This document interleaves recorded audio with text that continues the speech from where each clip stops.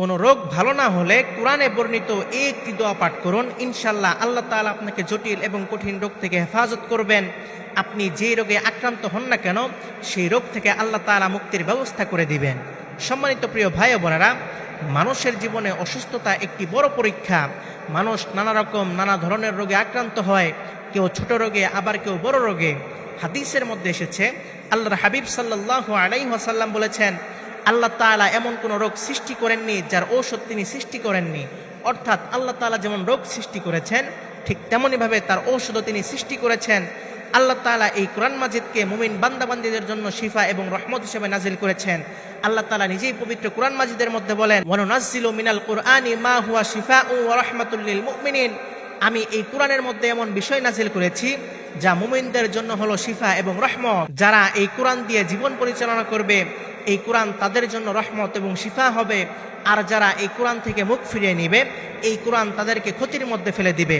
সুতরাং আপনি যখন অসুস্থ হয়ে পড়বেন, জটিল এবং কঠিন রোগে আক্রান্ত হয়ে পড়বেন, তখন সর্বপ্রথম কোরআন দ্বারা সুস্থতা তালাশ করবেন।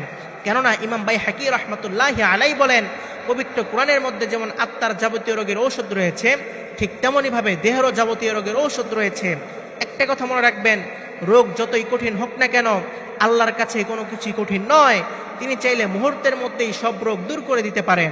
এজন্য আপনি যখন অসুস্থ হয়ে পড়বেন, জটিল এবং কঠিন রোগে আক্রান্ত হয়ে পড়বেন, তখন চিন্তা না করে, ভেঙে না পড়ে এই একটি আমল করুন, ইনশাল্লাহ আল্লাহ তাআলা আপনাকে জটিল এবং কঠিন রোগ থেকে হেফাজত করবেন। আমলটি কিভাবে করবেন?